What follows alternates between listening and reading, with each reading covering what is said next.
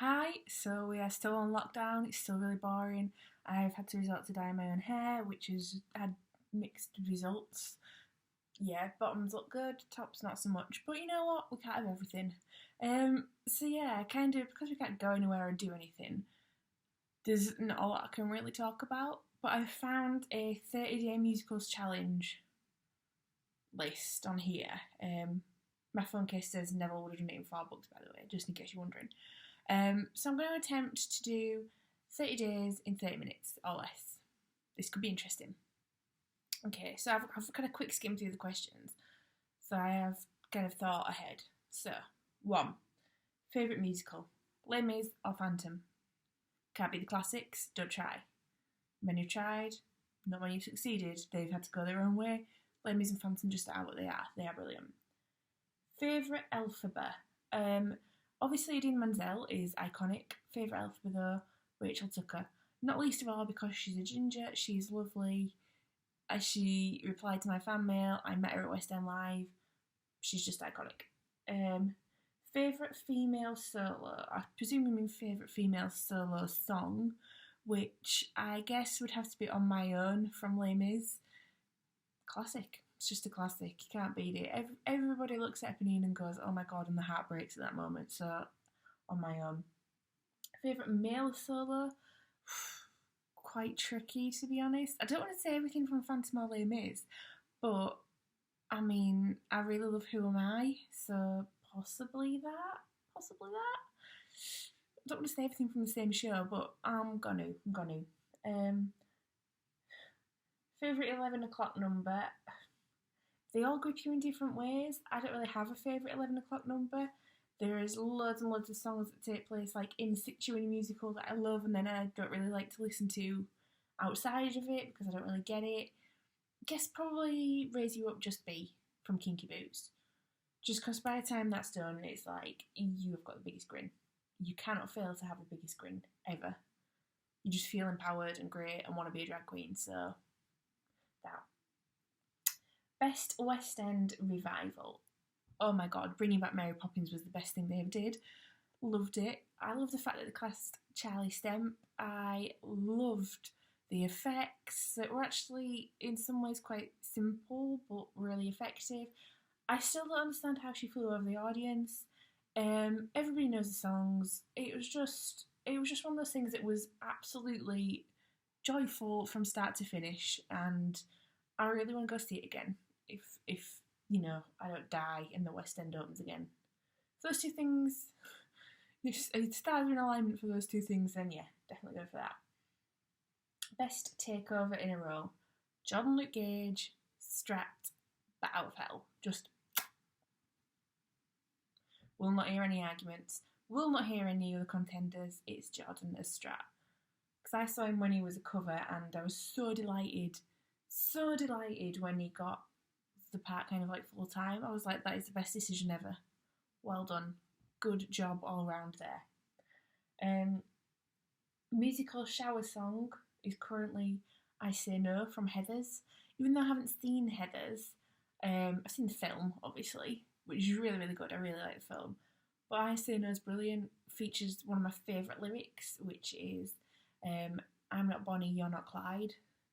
It's basically Veronica going, this ain't how my life's gonna go, and I'm standing on my own 2 feet now, bye bye. So I really like that. Theatre you love the most? I mean, the Dominion was where I saw my first ever West End show at the age of like 9. And it's still a really cool theatre. I've seen We Will Rock You twice in there, I've seen Bat Out of Hell in there. I slightly kind of weird hippie socialist thing to say, but I like the fact it's not owned by Cameron McIntosh or Andrew Lloyd Webber. I quite like the fact that when you get your tickets sent there, it's from the Dominion rather than like a ticket office elsewhere from Cameron McIntosh's office. I just really like it. Plus, it's like really handy for where I normally stay. You can walk it. I mean, you can walk pretty much every theatre, but it's dead simple because it's basically at the back of the British Museum, like just down the street from it. It's easy. You can have a day at the British Museum and then go see a show. What's not to love about that, basically? Favourite opening number? Oh my god, Hello from Book of Mormon. Just from when it starts, when you hear the first doorbell and he's like, hello. I just think it's brilliant. It really sets the tone. It sets who the Mormons are. It sets up Elder Price. It sets up Elder Cunningham. It sets up the whole kind of, this is not going to be a serious show kind of mentality and aesthetic, and I really, really like that. It's kind of iconic when they'll just sit there with the painted on smiles like, hello. It makes me laugh every time I think about it. I really love listening to it as well. So definitely that. Underrated musical. I mean, oh my god, I cannot begin to express to you how much I loved Young Frankenstein. And it baffles me that people don't talk about it more because it was perfect. It was everything you would want it to be. It was exactly like Young Frankenstein, but with songs and with Hadley Fraser and yeah, with loads of humour and comedy. And Leslie Joseph was perfect in it, and I loved it. And people just kind of don't discuss it in the same way that they discuss some of the other big musicals, and I think that's a real shame because they are missing a trick. And if it ever comes back or goes on tour or does anything like that, I cannot recommend it enough. I really cannot recommend it enough because it's a perfect comedy show. Feel good is not a phrase I like, but oh my god, you cannot leave without smiling. Gender bent dream role. I presume they mean for me. Gavroche from Les Mis. It has to be like change of age as well, I guess. Dr. Frankenstein or Frankenstein, depending on how you want to say it, from Young Frankenstein. Yeah. Tell you what would be good, a female William Shakespeare in Anne Juliet. I'd love that. Have a crack at Ollie Thompson's role. I think that'd be brilliant. So yeah, I mean, there's quite a few where you could change it. I think Company did a really amazing thing by changing Bobby into a female Bobby because it just works so much better actually than the original. Even like Sondheim was like, yeah, that makes sense. So yeah, I think there's a lot you could do with gender bending roles. Favourite cast recording. I like Kinky Boots because I love the music and I love the fact that it's the West End cast and it's Matt Henry who is the perfect Lola. I love listening to that. Even though I didn't get to see Killian Donnelly and he's on the soundtrack, it's brilliant. It takes me right back there. Probably also have a sixpence for that reason. Like the music's not like my favourite music in the whole world, but I like listening to Charlie and listening to the people that I have actually seen in it because I can visualise exactly what's going on. I like it when it's my cast. I mean, obviously you've got like your classics, like your original cast recordings of like Evita or I don't know, like Phantom or whatever. They're brilliant, but you can't beat listening to your own cast that you have heard yourself, and you can visualise exactly what they're doing in that moment in the performance in the song. So yeah, I quite like listening to like mine. Best live action musical film. I mean, Calamity Jane and Annie have a special place in my heart from being a kid. Love both of those. Annie used to just make me laugh at Miss Hannigan, and Calamity Jane I used to absolutely roar laughing at, and I just loved Doris Day from the get-go. Basically, I absolutely adore her now, and I loved her as a kid in Calamity Jane. So those two are probably really high up on the list.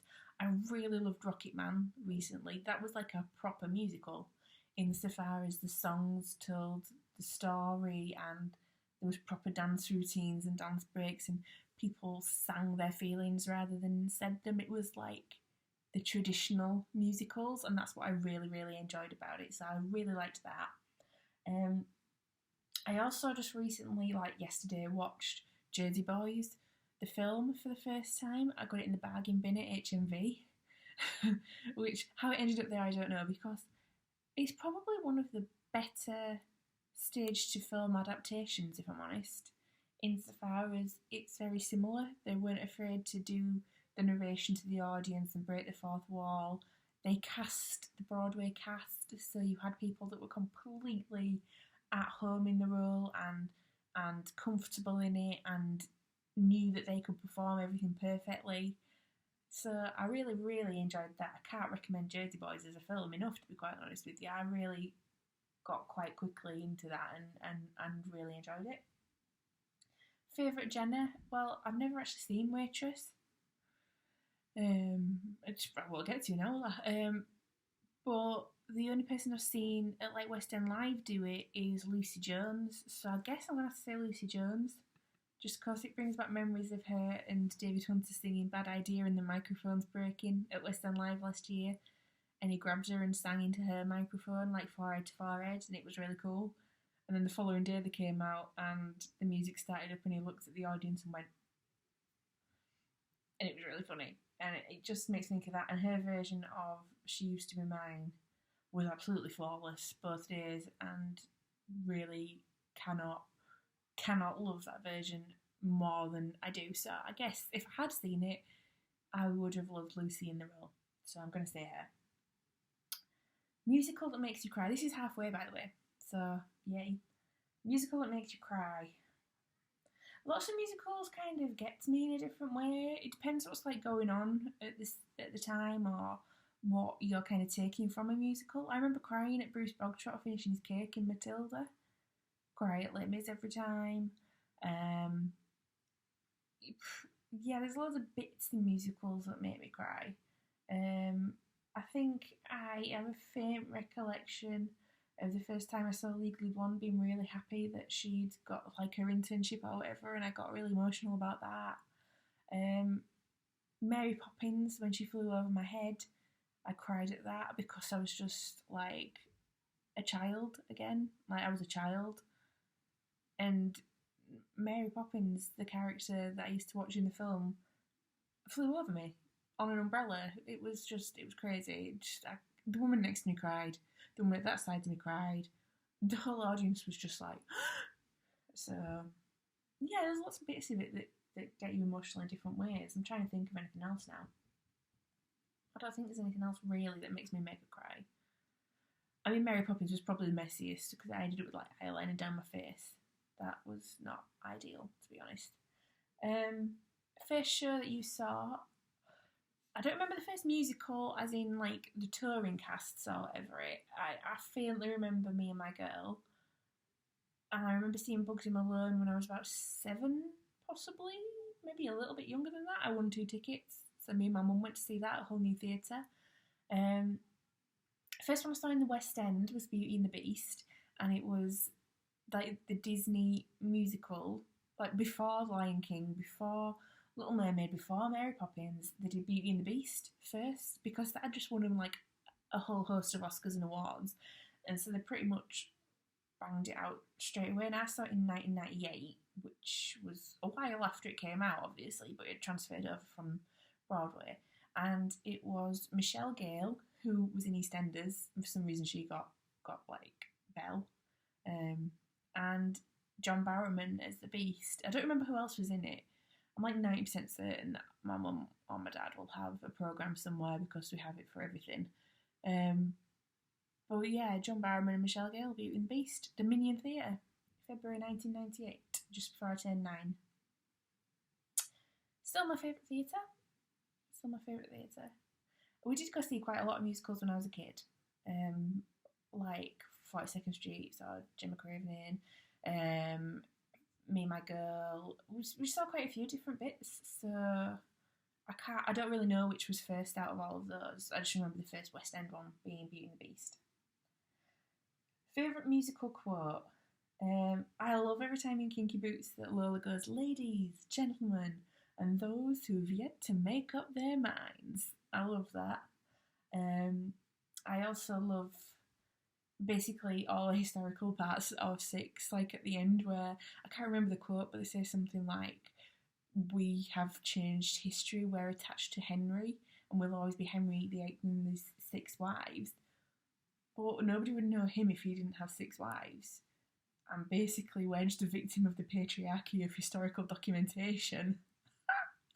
I loved that. That was brilliant. That was a biggie. Loved that. Yeah, I love lots of song lyrics. To love another person is to see the face of God from Les Mis.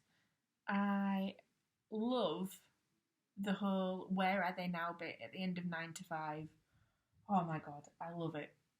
The fact that she says that Judy is a panelist on The Voice, which is like Loose Women but with bigger hair, and she wrote a self-help book called Life Without Dick because her ex-husband was called Dick. I love that. That makes me laugh. I love when she says that Dwayne had always tried to persuade Darlie to run for president, but she decided it was too late because bigger boobs had beaten her to the White House. I absolutely love that. That gets me every time. That makes me laugh till I absolutely fall over every time I think about that and every time I hear it on the cast recording. So yeah, there's quite a few blinders. There's quite a few that only really work in situ of the actual show, but quite a few that are you chuckle at. Song you play on repeat, Fight the Fight from Here to Eternity is brilliant, and I have actually seen Robert Lonsdale in person. I didn't realise it was him because I was stupid enough to be like, oh my god, he looks like Robert Lonsdale. It's because it is. Idiot. We're back.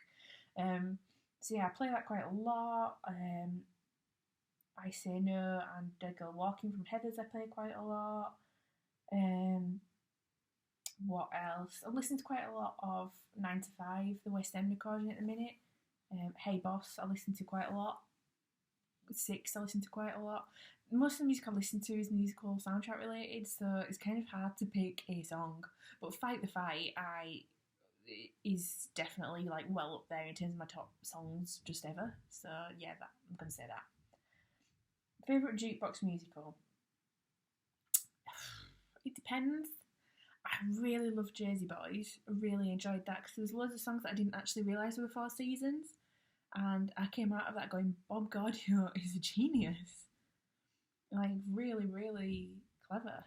So many songs that you didn't know were by them, and yeah, fair play. And it was a really interesting story. There was a lot going on in the 4 seasons, like lives and backgrounds and the whole being from Jersey and the mob kind of thing. That was really cool. I really liked that.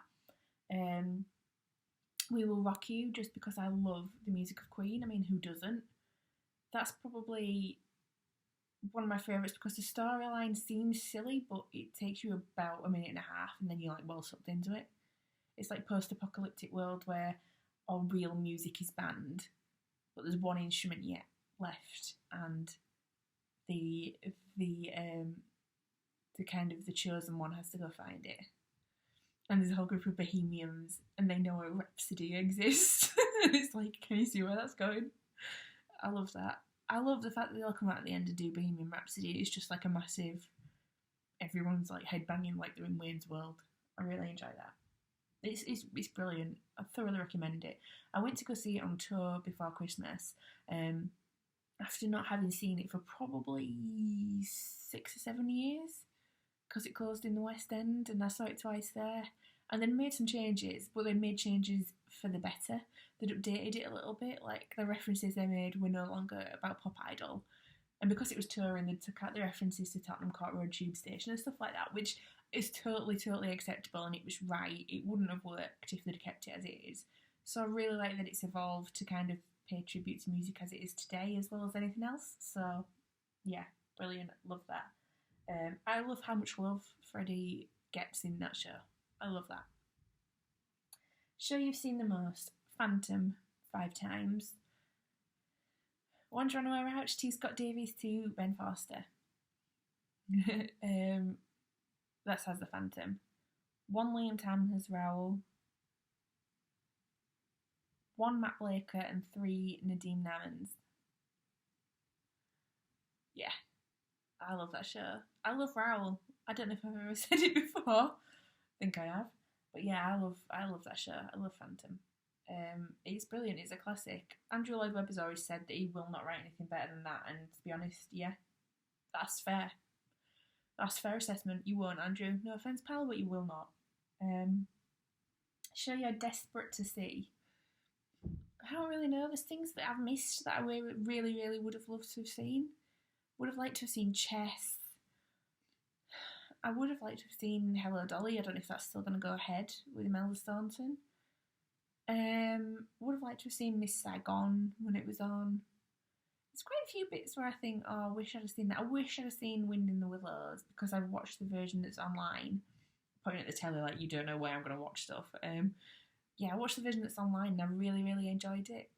So, wished I'd have seen that. But there's not anything, because of the whole situation that we're at now, we don't know what's going to come up necessarily in the future. So, just wait and see. Normally, I'd have been going to West End Live in June and going, I want to see that, I want to see that, I want to see that. And I kind of am robbed of that chance now.